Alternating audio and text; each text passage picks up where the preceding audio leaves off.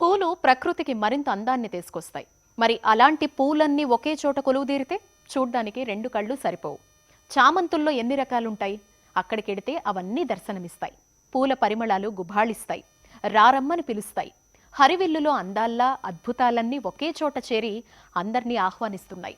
వారణాసిలో ఏర్పాటు చేసిన ఈ పుష్ప ప్రదర్శన ప్రకృతి ప్రేమికులను ఆకర్షిస్తోంది. వారణాసిలో బనారస్ హిందూ యూనివర్సిటీలో ఈ పుష్ప ప్రదర్శన ఏర్పాటు చేశారు. ఇది కేవలం పూల ప్రదర్శనే కాదు, ప్రకృతిలో మనసు మాట్లాడుకునే చోటు.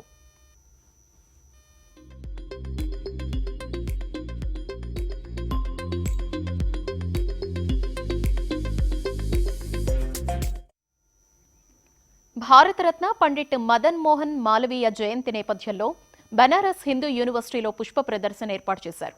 మాలవీయ స్మృతిలో ప్రతి ఏటా ఇక్కడ పూల ప్రదర్శన ఏర్పాటు చేయడం ఆనవాయితీగా వస్తోంది.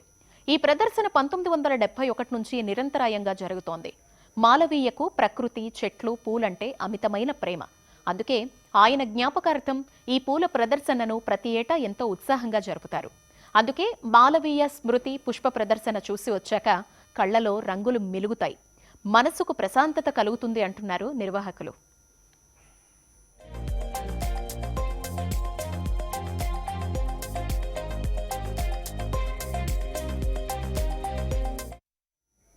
ఈ పూల ప్రదర్శన తిలకించేందుకు బనారస్ హిందూ యూనివర్సిటీ విద్యార్థులతో పాటు వారణాసి చుట్టుపక్కల ప్రాంతాల ప్రజలు తరలివచ్చారు. ఈ ప్రదర్శనలో రోజ్ సహా అనేక రకాల పూలు, అలాగే బొన్సాయి, గెర్బరా, గ్లాడియోస్ వంటి వివిధ రకాల పుష్పాలు, మొక్కలు అద్భుత పరిమళాలు వెదజల్లుతున్నాయి. వేల కొద్దీ రోజా పూలల్లోంచి రోజ్ కింగ్, క్వీన్, ప్రిన్సెస్లను ఎంచుకోవడం ఇక్కడ ప్రత్యేక ఆకర్షణ. ప్రజలకు చెట్లు, పూల ప్రాధాన్యం వివరించడంతో పాటు ప్రకృతిని కాపాడుకోవడంపై అవగాహన పెంచడం కోసం ఈ ప్రదర్శన నిర్వహిస్తున్నారు. ప్రతి ఏటా 3 రోజుల పాటు ఈ ప్రదర్శన ఉంటుంది.